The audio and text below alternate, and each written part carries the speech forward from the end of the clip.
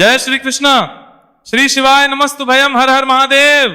प्रिय भक्तजनों, आप सभी को सावन के दूसरे सोमवार की बहुत बहुत शुभकामनाएं। आज की इस वीडियो में सुनिए सावन सोमवार और भगवान शिव के दिव्य ज्योतिर्लिंग की कथा। आज 10 अगस्त सोमवार को प्रदोष काल का समय रहेगा।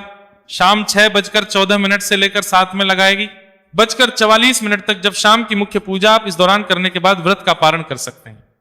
एक नगर में बहुत धनवान साहूकार रहता था। उसके घर में धन की कोई कमी न थी, परंतु वह बहुत दुखी रहता था क्योंकि उसके कोई पुत्र नहीं था। वह इसी चिंता में दिन रात दुखी रहता था। पुत्र की कामना के लिए वह प्रत्येक सोमवार शिव जी का व्रत, पूजन एवं कीर्तन किया करता है तथा सायंकाल मंदिर जाकर शिव जी के सामने दीपक जलाया करता था। उसके इसी भक्ति भाव को देखकर एक समय माता पार्वती ने भगवान शिव से कहा, प्रभु, यह साहूकार आपका अनन्य भक्त है, सदैव आपका पूजन एवं व्रत बड़ी श्रद्धा से करता है, आपको इसकी मनोकामना पूर्ण करनी चाहिए। शिव जी ने कहा, हे पार्वती, ये संसार कर्म क्षेत्र है। किसान खेत में जैसा बीज बोता है वैसी ही फसल काटता है, उसी तरह मनुष्य संसार में जैसा कर्म करते हैं वैसा ही फल भोगते हैं। माता पार्वती ने अत्यंत आग्रह से कहा, प्रभु, जब ये आपका अनन्य भक्त है और उसको किसी प्रकार का कोई दुहक है तो उसे आपको अवश्य दूर करना चाहिए। आप तो सदैव अपने भक्तों पर दयालु होते हैं और उनके दुखों को दूर करते हैं। यदि आप ऐसा करेंगे तो मनुष्य आपका पूजन तथा व्रत क्यों करेंगे? माता पार्वती का ऐसा आग्रह देख शिव जी बोले, हे पार्वती, इसको कोई पुत्र नहीं है। इसी चिंता में यह अत्यंत दुखी रहता है। इसके भाग्य में पुत्र न होने पर भी मैं इसको पुत्र प्राप्ति का वर देता हूं, परंतु वह पुत्र केवल 12 वर्ष तक ही जीवित रहेगा। इसके पश्चात वह मृत्यु को प्राप्त हो जाएगा। इससे अधिक मैं इसके लिए कुछ नहीं कर सकता। माता पार्वती और भगवान शिव का वार्तालाप साहूकार ने सुन रहा था। इससे उसको न तो प्रसन्नता हुई और न ही दुहक हुआ। वह पूर्व की तरह शिव जी का व्रत और पूजन करता रहा। कुछ समय बाद साहूकार की स्त्री गर्भवती हुई और 10वें महीने उसने एक सुंदर पुत्र को जन्म दिया। साहूकार के घर में बहुत खुशी मनाई गई, परंतु साहूकार तो यह जानता था कि उसकी केवल 12 वर्ष की आयु है। इसलिए उसने न तो प्रसन्नता प्रकट की और न ही किसी को यह भेद बताया। जब वो बालक 11 वर्ष का हो गया तो बालक की माता ने उसके पिता को उसका विवाह करने के लिए कहा।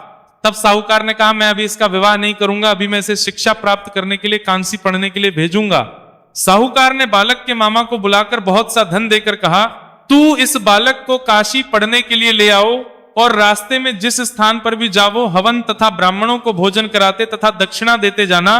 दोनों मामा भांजे हवन भजन कीर्तन करते हुए ब्राह्मणों को भोजन कराते तथा दक्षिणा देते हुए काशी नगरी की ओर चल पड़े। रास्ते में उनको एक शहर पड़ा। उस शहर के राजा की कन्या का विवाह था, परंतु जो राजकुमार विवाह करने के लिए आया वह एक आंख से काना था। उसके पिता को इस बात की बहुत चिंता थी कि कहीं राजकुमारी मना न कर दे। जब उसने सेठ के अति सुंदर लड़के को देखा तो मन में विचार किया कि मैं इस लड़के से वर का काम चलाया जाए। ऐसा मन में विचार कर राजकुमार के पिता ने लड़के के मामा से बात की और कहा कि इसके बदले में आपको बहुत सारा धन दूंगा। वे मान गए। विवाह कार्य अच्छे से संपन्न हो गया। सेठ का पुत्र जिस समय जाने लगा तो उसने राजकुमारी की चुंदड़ी के पल्ले पर लिख दिया, तेरा विवाह मेरे साथ हुआ है, पर जिस राजकुमार के साथ तुम्हें भेजेंगे वह एक आंख से काना है। मैं काशी पटने जा रहा हूं। सेठ के लड़के के जाने के पश्चात राजकुमारी ने जब अपनी चुंदड़ी पर ऐसा लिखा हुआ पाया तो उसने राजकुमार के साथ जाने से मना कर दिया। उसने अपने माता पिता को सारी बात बताई। राजकुमारी के माता पिता ने राजकुमारी को विदा नहीं किया और बारात वापस चली गई। सेठ का लड़का तथा उसका मामा काशी जी पहुंच गए। वहां जाकर उन्होंने यज्ञ करना और लड़के को पढ़ाना शुरू कर दिया। जिस दिन लड़के की आयु 12 वर्ष की हुई उसी दिन उनके यज्ञ की पूर्णाहुति थी। लड़के ने मामा से कहा, मामा जी, आज मेरी तबीयत ठीक नहीं लग रही है। मामा ने कहा, अंदर जाकर सो जाओ। लड़का अंदर जाकर सो गया और थोड़ी ही देर में उसके प्राण निकल गए। कुछ समय पश्चात उसके मामा ने आकर देखा तो उनका भांजा मृत पड़ा। मामा ने अपने आप को संभाला और यज्ञ कार्य संपन्न कर ब्राह्मणों को भोज करवाकर दक्षिणा देकर विदा किया। अपने आप को रोक न पाया और जोर जोर से रोने लगा। संयोगवश उसी समय शिव पार्वती उधर से जा रहे थे। तब उन्होंने जोर जोर से रोने की आवाज सुनी तो मां पार्वती कहने लगी, स्वामी, कोई दुखियारा आपको पुकार रहे हैं, आपको इसकी सहायता करनी चाहिए। मां पार्वती और शिव जी वहां गए तो देखा कि वहां एक लचका मृत पड़ा है। माता पार्वती कहने लगी, स्वामी, यह तो वही लड़का है जो आपके वरदान से उत्पन्न हुआ है। शिव जी ने कहा, हे पार्वती, इसकी आयु इतनी ही है और यह भोग चुका है। पर कोमल मन मां पार्वती ने कहा, स्वामी, इसको जीवन दान दो, नहीं तो इसके माता पिता तड़प तड़प कर मर जाएंगे। माता पार्वती के बार बार आग्रह करने पर शिवजी भगवान ने उसको जीवन दान दे दिया। शिव जी की कृपा से लड़का जीवित हो गया। उसके मामा अत्यधिक प्रसन्न हो गए।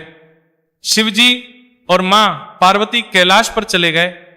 शिक्षा पूर्ण होने पर उसके मामा और भांजा यज्ञ करते हुए, ब्राह्मणों को भोजन कराते हुए, दक्षिणा देते हुए अपने घर की ओर चल पड़े। रास्ते में उसी शहर में आए जहां उस लड़के का विवाह राजकुमारी से हुआ था। वहां आकर उसने यज्ञ प्रारंभ कर दिया। वहां के राजा ने उसको पहचान लिया और महल ले जाकर बहुत आवभगत की। बहुत से दास दसियों सहित अपनी राजकुमारी को जमाई लड़के के साथ विदा कर दिया। जब वे अपने शहर के निकट आए तो मामा ने कहा कि मैं घर पर जाकर सूचना कराता हूं। उसके पिता शिव जी के मंदिर में बैठे थे। उन्होंने संकल्प कर रखा था कि यदि मेरा पुत्र मृत आया तो मैं शिव जी के चरणों में अपना सिर पटक पटक कर प्राण त्याग दूंगा।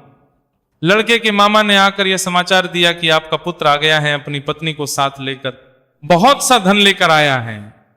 तो सेठ प्रसन्नता से भर उठा और बार बार भगवान का धन्यवाद किया। सेठ और सेठानी ने आनंद पूर्वक पुत्र और पुत्रवधू का स्वागत किया। सभी बजी प्रसन्नता से साथ रहने लगे तथा सारी नगरी में कहलवा दिया कि इस व्रत को करने से विवाह योग्य कन्या को उत्तम वर, उत्तम गुण, रूप, सौंदर्य तथा स्त्रियों को अनेक गुण वाली संतान, सुवर्ण, वस्त्र और अखंड सौभाग्य की प्राप्ति होती है तथा पति पत्नी का कभी वियोग नहीं होता तथा अंत में शिवलोक में निवास करते हैं। यह व्रत ऐश्वर्य को प्रदान करने वाला है। जिस घर के स्त्री पुरुष इस व्रत को करते हैं उस घर में हमेशा भगवान शंकर तथा मां पार्वती की कृपा रहती है। सभी प्रेम से बोलिए भोले शंकर भगवान की जय, माता पार्वती की जय। आइए अब सुनते हैं 16 सोमवार व्रत कथा। एक बार भोलेनाथ और माता पार्वती जी मृत्यु लोक में भ्रमण करने की इच्छा से एक समय महादेव जी माता पार्वती जी के साथ पृथ्वी पर पधारे। यहां पर भ्रमण करते करते विदर्भ देशांतर्गत अमरावती नाम की अति रमणीक नगरी में पहुंचे। अमरावती नगरी अमरापुरी के सदृश सब प्रकार के सुखों से परिपूर्ण थी। उसमें वहां के महाराज का बनाया हुआ अति रमणीक शिव जी का मंदिर बना हुआ था। उसमें कैलाशपति अपनी धर्म पत्नी के साथ निवास करने लगे। एक दिन माता पार्वती अपने प्राण प्रिय को प्रसन्न देख कहने लगी, हे महाराज, आज तो हम तुम दोनों चौसर खेलें। शिवजी जी ने प्राण प्रिय की बात को मान लिया और वे चौसर खेलने लगे। उसी समय मंदिर का पुजारी मंदिर में पूजा करने आया। माता जी ने ब्राह्मण से प्रश्न किया कि पुजारी जी बताओ, इस बाजी में दोनों में से किसकी जीत होगी? ब्राह्मण बिना विचारे ही बोल उठा कि महादेव जी की जीत होगी। थोड़ी देर में बाजी समाप्त हो गई और पार्वती जी की विजय हुई। अब तो पार्वती जी ब्राह्मण को झूठ बोलने के अपराध के कारण श्राप देने से उदित हो गई। तब महादेव जी पार्वती जी को बहुत समझाने लगे, परंतु उन्होंने ब्राह्मण को कोढ़ी होने का श्राप दे दिया। कुछ समय में पार्वती जी के श्राप वश पुजारी के शरीर में कोढ़ पैदा हो गया। इस कारण पुजारी अनेक प्रकार से दुखी रहने लगा। इस तरह से कष्ट पाते पाते जब बहुत दिन हो गए तो देवलोक की अप्सराएं शिवजी की पूजा करने उसी मंदिर में पधारी। पुजारी के कोढ़ के कष्ट को देखकर वे बड़े दया भाव से रोगी होने का कारण पूछने लगी। पुजारी ने निसंकोच सब बात उनसे कह दी। तब वे अप्सराएं बोली, हे पुजारी, अब तुम अधिक दुखी मत होना, भगवान शिव जी तुम्हारे कष्ट को दूर कर देंगे। तुम सब व्रतों में श्रेष्ठ 16 सोमवार व्रत भक्ति के साथ करो। तब पुजारी अप्सराओं से हाथ जोड़कर विनय भाव से 16 सोमवार व्रत की विधि पूछने लगा। अप्सराएं बोली कि जिस दिन सोमवार हो उस दिन भक्ति के साथ व्रत करें, स्वच्छ वस्त्र पहने, आधा सेर अच्छे बिने स्वच्छ गेहूं का आटा लें, उसके 3 अंगा बनावें, घी, गुड़, दीप, नैवेद्य, पुंगीफल, बेलपत्र, जनेऊ, जोड़ा, चंदन, अक्षत, पुष्पादि के द्वारा प्रदोष काल में भगवान शंकर का विधि से पूजन करें। तत्पश्चात अंगाओं में से एक शिवजी को अर्पण करें, बाकी 2 को शिवजी का प्रसाद समझकर उपस्थित जनों में बांट दें और आप भी प्रसाद पावें। इस विधि से 16 सोमवार व्रत करें। तत्पश्चात 17वें सोमवार के दिन पावसेर पवित्र गेहूं के आटे की बाटी बनावें, उसमें घी और गुड़ मिलाकर चूरमा बनावें और शिवजी जी का भोग लगाकर उपस्थित भक्तों में बांट दें। पीछे आप सकुटुंब प्रसाद लेवें तो भगवान शिवजी की कृपा से उसके मनोरथ पूर्ण हो जावें। ऐसा कहकर अप्सराएं स्वर्ग को चली गई। ब्राह्मण ने यथाविधि 16 सोमवार व्रत किया और भगवान शिव की कृपा से रोग मुक्त होकर आनंद से रहने लगा। कुछ दिन बाद शिवजी और पार्वती फिर उस मंदिर में पधारे। पुजारी को निरोग देख पार्वती जी ने ब्राह्मण से रोग मुक्ति के कारण पूछा तो ब्राह्मण ने 16 सोमवार व्रत करने की बात बतलाई। अब तो पार्वती जी ने ब्राह्मण से व्रत की विधि पूछकर स्वयं यह व्रत किया। व्रत के प्रभाव से उनके रूठे हुए पुत्र स्वामी कार्तिकेय स्वयं माता के आज्ञाकारी हुए। कार्तिकेय को अपने यह विचार परिवर्तन का रहस्य जानने की इच्छा हुई और माता से बोले, हे माता जी, आपने ऐसा कौन सा उपाय किया जिससे मेरा मन आपकी ओर आकर्षित हुआ। तब पार्वती जी ने 16 सोमवार कथा उनको कह सुनाई। तब वह बोले कि इस व्रत को मैं भी करूंगा, क्योंकि मेरा प्रिय मित्र ब्राह्मण बहुत दुखी दिल से प्रदेश गया है, हमें उससे मिलने की बहुत इच्छा है। तब कार्तिकेय ने इस व्रत को किया और उनका प्रिय मित्र वापस आ गया। मित्र ने इस आकस्मिक मिलन का भेद कार्तिकेय जी से पूछा तो वे बोले, हे मित्र, हमने तुम्हारे मिलन की इच्छा करके 16 सोमवार का व्रत किया था। ब्राह्मण पुत्र को अपने विवाह की बड़ी इच्छा थी। उसने कार्तिकेय से व्रत की विधि पूछी और यथा विधि व्रत किया। व्रत के प्रभाव से जब वह किसी कार्यवश विदेश गया तो वहां के राजा की लड़की का स्वयंवर था। राजा ने प्रण किया था कि जिस राजकुमार के गले में सब प्रकार श्रृंगारित हथिनी माला डालेगी, मैं उसी के साथ अपनी प्यारी पुत्री का विवाह करूंगा। शिवजी जी की कृपा से ब्राह्मण भी स्वयंवर देखने की इच्छा से राजसभा में एक ओर बैठ गया। नियत समय पर हथिनी आई और उसने जयमाला उस ब्राह्मण के गले में डाल दी। राजा ने प्रतिज्ञा के अनुसार बड़ी धूमधाम से कन्या का विवाह उस ब्राह्मण के साथ कर दिया और ब्राह्मण को बहुत सा धन और सम्मान दिया। ब्राह्मण सुंदर राजकन्या पाकर सुख से जीवन व्यतीत करने लगा। एक दिन राजकन्या ने अपने पति से प्रश्न किया, हे प्राणनाथ, आपने ऐसा कौन सा भारी पुण्य किया जिसके प्रभाव से हथिनी ने सब राजकुमारों को छोड़कर आपका वरण किया। ब्राह्मण बोला, हे प्राण प्रिय, मैंने अपने मित्र कार्तिकेय के कथानुसार 16 सोमवार का व्रत किया था। उसी से प्रभाव से मुझे तुम जैसा स्वरूपवान लक्ष्मी की प्राप्ति हुई। व्रत की महिमा को सुनकर राजकन्या को बड़ा आश्चर्य हुआ और वह भी पुत्र की कामना करके व्रत करने लगी। शिवजी जी की दया से उसके गर्भ से एक अति सुंदर, सुशील, धर्मात्मा और विद्वान पुत्र उत्पन्न हुआ। दोनों उस पुत्र को पाकर अति प्रसन्न हुए। जब पुत्र समझदार हुआ तो एक दिन उसने माता से प्रश्न किया, तुमने कौन सा तप किया है जो मेरे जैसा पुत्र तुम्हारे गर्भ से उत्पन्न हुआ। माता ने पुत्र का प्रबल मनोरथ जानकर अपने किए हुए 16 सोमवार व्रत को विधि के सहित पुत्र के सम्मुख प्रकट किया। पुत्र ने ऐसे सरल व्रत को सब तरह के मनोरथों का पूर्ण करने वाला सुना तो वह भी इस व्रत को राज्याधिकारी पाने की इच्छा से करने लगा। वह हर सोमवार को यथाविधि व्रत करने लगा। उसी समय एक देश के वृद्ध राजा के दूतों ने आकर उसका एक राजकन्या के लिए वर्ण किया। राजा ने अपनी पुत्री का विवाह ऐसे सर्वगुण संपन्न ब्राह्मण युवक के साथ करके बड़ा सुख प्राप्त किया। वृद्ध राजा के देवलोक होने पर यही ब्राह्मण बालक गद्दी पर बिठाया गया, क्योंकि दिवंगत भूप के कोई पुत्र नहीं था। राज्य का अधिकारी होकर भी वह ब्राह्मण पुत्र अपने 16 सोमवार व्रत को करता रहा। जब 17वां सोमवार आया तो विप्र पुत्र ने अपनी प्रियतमा से सब पूजन सामग्री लेकर शिवालय में चलने के लिए कहा, परंतु राजकन्या ने उसकी आज्ञा की परवाह नहीं की। दास दासियों द्वारा सब सामग्रियां शिवालय भिजवा दी और आप नहीं गई। जब राजा ने शिवजी का पूजन समाप्त किया तब आकाशवाणी हुई, हे राजा, अपनी इस रानी को राजमहल से निकाल दो, नहीं तो ये तुम्हारा सर्वनाश कर देगी। आकाशवाणी सुनकर राजा के आश्चर्य का ठिकाना नहीं रहा और तत्काल ही दरबार में आकर अपने सभासदों से पूछने लगा, हे मंत्रियों, मुझे आज शिवजी की आकाशवाणी हुई है कि राजा तू अपनी इस रानी को निकाल दे, नहीं तो ये तेरा सर्वनाश कर देंगी। मंत्री आदि सब बड़े विस्मय और दुख में डूब गए। वे सोचने लगे कि जिस कन्या के कारण इसे राज मिला है, राजा उसे ही निकालने का जाल रच रहा है। राजा ने रानी को अपने यहां से निकाल दिया। रानी दुखी हृदय से भाग्य को कोसती हुई नगर के बाहर हुई। फटे वस्त्र पहने भूख से दुखी धीरे धीरे चलकर एक नगर में पहुंची। वहां एक बुढ़िया सूत काटकर बेचने को जा रही थी। वह रानी की करुणा दशा देखकर बोली, चल तू मेरा सूत बिकवा दे, मैं वृद्धा हूं, भाव करना नहीं जानती। बुढ़िया की यह बात सुनकर रानी ने बुढ़िया के सिर से सूत की गठरी उतारकर अपने सिर पर रख ली। थोड़ी देर में ऐसी आंधी आई कि बुढ़िया का सूत पोटली सहित उड़ गया। बेचारी बुढ़िया पछताती रह गई और रानी को अपने से दूर कर दिया। अब रानी एक तेली के घर गई तो तेली के सब मटके शिवजी के प्रकोप के कारण उसी समय चटक गए। ऐसी दशा देख तेली ने रानी को अपने घर से निकाल दिया। इसी प्रकार रानी अत्यंत दुहक पाती हुई नदी के तट पर गई तो उस नदी का समस्त जल सूख गया। उस नगर से निकालकर भूखी प्यासी रानी एक वन में गई। वहां जाकर सरोवर में सीढ़ी उतर पानी पीने को गई। उसके हाथ से जल स्पर्श होते ही सरोवर का नीलकमल के सदृश जल असंख्य कीड़ों में गंदला हो गया। रानी ने भाग्य पर दोषारोपण करते हुए उस जल को पीकर पेड़ की शीतल छाया में विश्राम करना चाहा। वह रानी जिस पेड़ के नीचे जाती उस पेड़ के पत्ते तत्काल ही गिर जाते। अपने वन, सरोवर और जल की ऐसी दशा देखकर उस वन में गुएं चराने वाले ग्वाले बड़ी दुखी हुए। उन्होंने ये बातें उस जंगल में स्थित मंदिर के पुजारी से कहीं। ग्वाले रानी को पकड़कर पुजारी के पास ले गए। रानी की मुख कांति और शरीर की शोभा देखकर पुजारी जी जान गए, यह अवश्य ही विधि गति की मारी कोई कुली नबला है। ऐसा सोच पुजारी ने रानी से कहा, हे पुत्री, मैं तुमको पुत्री के सम्मान रखूंगा, तुम मेरे आश्रम में ही रहो। पुजारी के ऐसे वचन सुन रानी को धीरज हुआ और आश्रम में रहने लगी। परंतु आश्रम में रानी जो भोजन बनाती उसमें कीड़े, जल भर के लावे उसमें कीड़े पड़ जावे।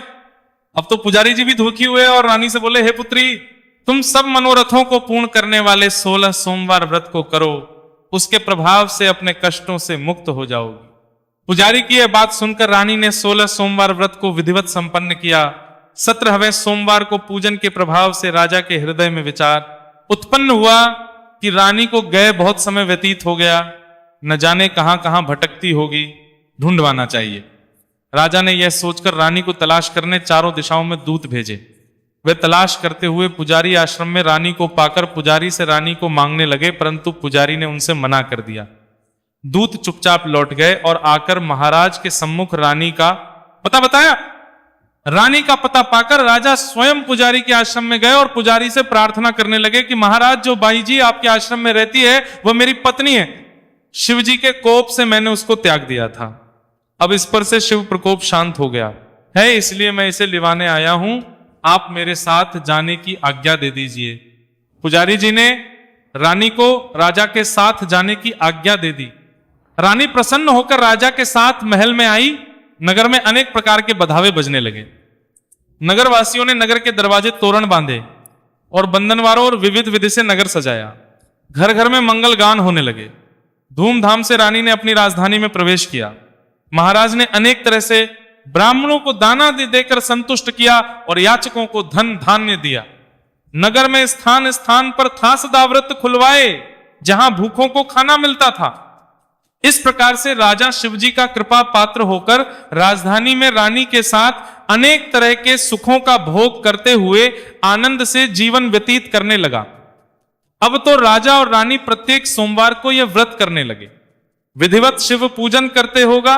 भूलोक में अनेकानेक सुखों को भोगने के पश्चात वे दोनों अंत में शिवपुरी को प्राप्त हुए। ऐसे ही जो मनुष्य मनसा वाचा कर्मणा करके भक्ति सहित 16 सोमवार का व्रत पूजन इत्यादि विधिवत करता है, वह इस लोक में समस्त सुखों को भोग अंत में शिवपुरी को प्राप्त होता है। यह व्रत सब मनोरथों को पूर्ण करने वाला है। प्रिय भक्तजनों, अब आप सुनिए। ओंकारेश्वर ज्योतिर्लिंग की कथा 88,000 ऋषियों ने श्री सूत जी से कहा, महाभाग सूत जी, आप कृपा करके चौथे ज्योतिर्लिंग का परिचय दीजिए। ओंकार तीर्थ में सर्वपात हरि, ईश्वर का जो ज्योतिर्लिंग है उसके आविर्भाव की कथा सुनाइए। तब श्री सूत जी बोले, महर्षियों, ओंकार तीर्थ में परमेश्वर संज्ञक ज्योतिर्लिंग जिस प्रकार प्रकट हुआ वह बताता हूं, प्रेम से सुनो। एक समय की बात है, भगवान नारद मुनि गोकर्ण नामक शिव के समीप जाकर बड़ी भक्ति के साथ उनकी सेवा करने लगे। कुछ समय के बाद वे मुनिश्रेष्ठ वहां से गिरिराज विंध्य पर आए और विंध्य ने वहां बड़े आदर के साथ उनका पूजन किया। मेरे यहाँ सब कुछ है, किसी बात की कभी कोई कमी नहीं होती है। इस भाव को मन में लेकर विंध्याचल नारद जी के सामने खड़ा हो गया। उसकी यह अभिमान भरी बात सुनकर अहंकार नाशक नारद मुनि लंबी सांस खींचकर चुपचाप खड़े रह गए। यह देखकर विंध्य पर्वत ने पूछा कि आपने मेरे यहां कौन सी कमी देखी है? आपके इस तरह लंबी श्वास खींचने का क्या कारण है देवर्षि? तब नारद जी ने कहा, भैया तुम्हारे यहां सब कुछ, फिर भी मेरु पर्वत तुमसे बहुत ऊंचा है। उसके शिखरों का भी भाग देवताओं के लोकों में भी पहुंचा हुआ है। यह तो तुम्हारे शिखर का भाग वहां कभी नहीं पहुंच सका है। श्री सूत जी कहते हैं, ऐसा कहकर नारद जी वहां से जिस तरह आए थे उसी तरह चल दिए। लेकिन विंध्य पर्वत मेरे जीवन आदि को धिक्कार है, ऐसा सोचता हुआ मन ही मन संतप्त हो उठा। अच्छा, अब मैं विश्वनाथ भगवान शंभु की आराधना पूर्वक तपस्या करूंगा, ऐसा निश्चय करके वो भगवान शंकर की शरण में गया। इसके बाद जहां साक्षात ओंकार की स्थिति है वहां प्रसन्नता पूर्वक जाकर उसने शिवजी की पार्थिव मूर्ति बनाई और 6 मास तक निरंतर शंभू की आराधना करके शिवजी के ध्यान में तत्पर होकर वह अपनी तपस्या के स्थान से हिला तक नहीं। विंध्याचल की ऐसी तपस्या देखकर पार्वती पति प्रसन्न हो गए। उन्होंने विंध्याचल को अपना वह स्वरूप दिखाया जो योगियों के लिए भी दुर्लभ है। वे प्रसन्न होकर उस समय उससे बोले, विंध्य तो मनुवांछित वर्मा को मैं भक्तों को अभीष्ट वर देने वाला हूं और तुम्हारी तपस्या से प्रसन्न हो। तब विंध्य बोला, देवेश्वर आप सदा ही भक्त वत्सल है, यदि आप मुझ पर प्रसन्न है तो मुझे वह अभीष्ट बुद्धि प्रदान कीजिए जो अपने कार्य को सिद्ध करने वाली हो। भगवान ने उसे वह उत्तम वर दे दिया और कहा, पर्वत राजविंध्य तुम जैसा चाहो वैसा करो। इसी समय देवता तथा निर्मल अंतःकरण वाले 5 शिव वहां आए और शंकर जी की पूजा करके बोले, प्रभु आप यह स्थिर रूप से निवास करें। देवताओं की यह बात सुनकर परमेश्वर शिव प्रसन्न हो गए और लोगों को सुख देने के लिए उन्होंने सहर्ष वैसा ही किया। वहां जो ओंकार लिंग था वह 2 स्वरूपों में विभक्त हो गया। प्रणव में जो सदाशिव थे वे ओंकार नाम से विख्यात हुए और पार्थिव मूर्ति में जो शिव ज्योति प्रतिष्ठित हुई उसकी परमेश्वर संज्ञा हुई। परमेश्वर को ही अमलेश्वर भी कहते हैं। इस प्रकार ओंकार और परमेश्वर ये दोनों शिवलिंग भक्तों को अभीष्ट फल प्रदान करने वाले हैं। उस समय देवताओं और ऋषियों ने उन दोनों लिंगों की पूजा की और भगवान ध्वज को संतुष्ट करके अनेक वर प्राप्त किए। इसके पश्चात देवता अपने अपने स्थान को चले गए। विंध्याचल भी अधिक प्रसन्नता का अनुभव करने लगा। उसने अपने अभीष्ट कार्य को सिद्ध किया और मानसिक परिताप को त्याग दिया। जो पुरुष इस प्रकार भगवान शंकर का पूजन करता है वह माता के गर्भ में फिर नहीं आता और अपने अभीष्ट फल को प्राप्त कर लेता है। इसमें संशय श्री सूत जी कहते हैं, महर्षि ओंकार में जो ज्योतिर्लिंग प्रकट हुआ और उसकी आराधना से जो फल मिलता है वह सब यहां तुम्हें बता दिया। प्रिय भक्तजनों, इस प्रकार ओंकेश्वर ज्योतिर्लिंग की कथा समाप्त हुई। सभी प्रेम से बोलिए ओंकारेश्वर ज्योतिर्लिंग की जय, शंभुनाथ की जय।